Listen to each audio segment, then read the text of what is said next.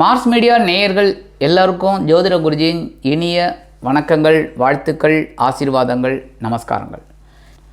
இந்த பதிவில் நம்ம என்ன பார்க்க போகிறோம் அப்படின்னா, சுபக்கிரகம் குரு பகவானின் வக்ர நிவர்த்தி. இந்த குரு பகவான் ரொம்ப ரொம்ப நல்ல சுபக்கிரகம். குருனாலே எல்லாருக்குமே ஒரு மரியாதை வரும், பக்தி வரும். காஞ்சி பெரியவர் அப்படின்னாலே டக்குன்னு நமக்கு ஆட்டோமேட்டிக்காக மனசில் ஒரு பக்தி வந்துடும். குருமகான் ராகவேந்திர சுவாமி, குருமகான் ஷிரடின் பாபா, எந்த ஒரு மகான் அப்படின்னாலும் மேல்மருவத்தூர் பங்காரு அடிகளார், யாராக இருந்தாலுமே ஒரு மகான் அப்படின்னோடனே நமக்கு ஒரு மரியாதை வந்துடும்.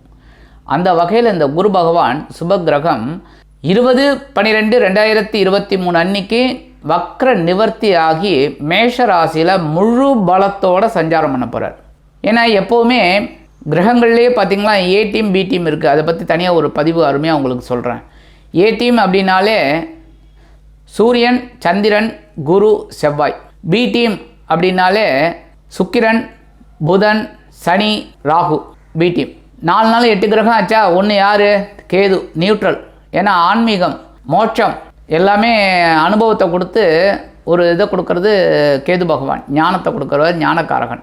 அதுக்காகத்தான் விநாயகரை அவரோட தேவதையாக வச்சாங்க.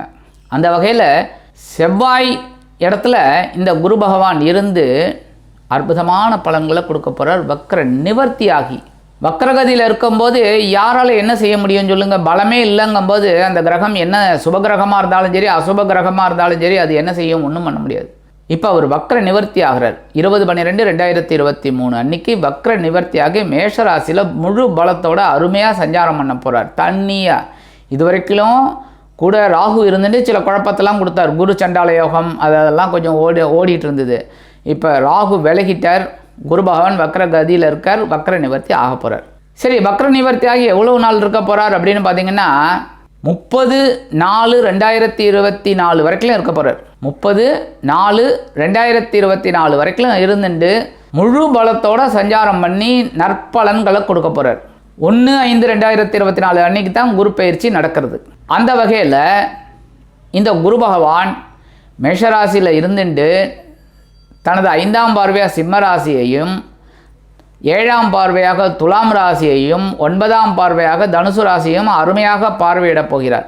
ஆக நிறைய ராசிகளுக்கு நற்பலன்கள் கண்டிப்பாக கிடைக்கும். சில ராசிகளுக்கு பரிகாரங்களின் மூலம் அந்த சிரமம் குறைந்து நற்காரியங்கள் நடைபெறுவதற்குண்டான வாய்ப்புகள் இந்த குரு பகவானால் கிடைக்கும். ஆக இந்த வக்ர நிவர்த்தி ஒவ்வொரு ராசிக்கும் என்னென்ன பலாபலன்களை கொடுக்க போகிறது அப்படிங்கிறத பற்றி நம்ம இப்போ தெளிவாக பார்ப்போம். இப்போ இந்த பதிவுக்கு போகலாமா?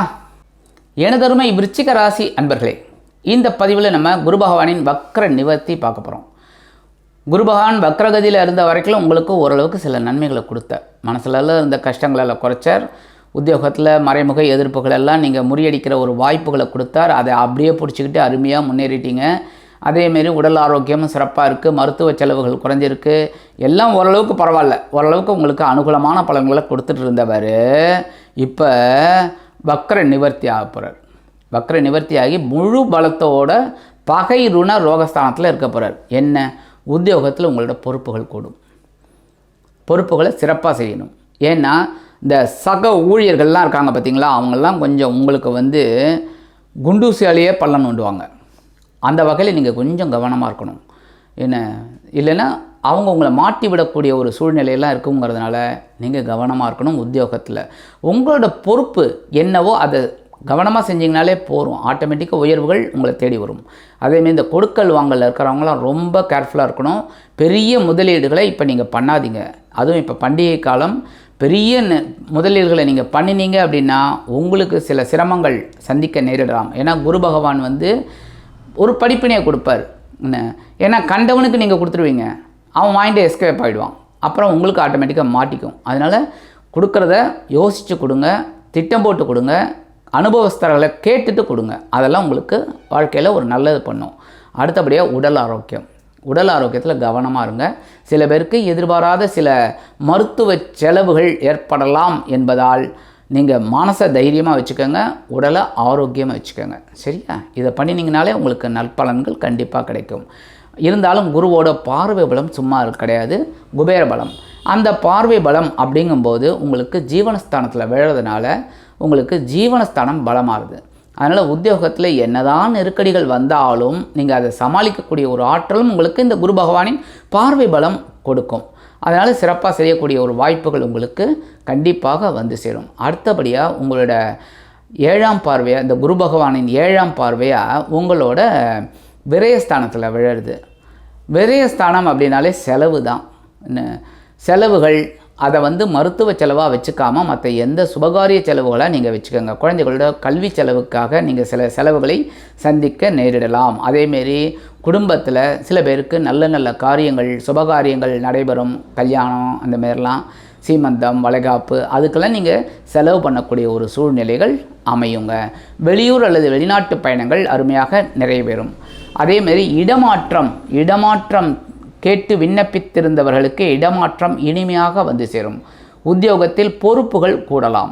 அதேமாரி தொழில் வியாபாரமும் சிறப்பாக இருக்கும். வேறு இடத்திற்கு மாற்றலாமா என்ற சிந்தனை உங்களுக்கு அதிகமாக இருக்கும்.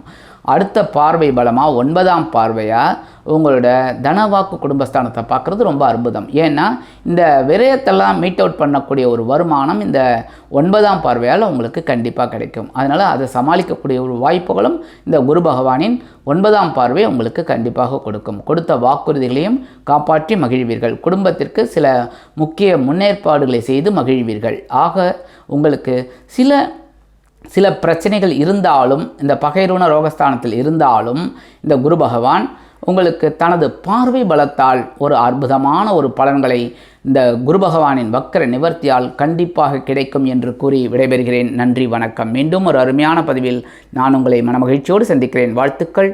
வாழ்க வளமுடன். இந்த சேனல் உங்களுக்கு பிடிச்சிருந்தா மறக்காம சப்ஸ்கிரைப் பண்ணுங்க, ஷேர் பண்ணுங்க, லைக் பண்ணுங்க, கமெண்ட் பண்ணுங்க.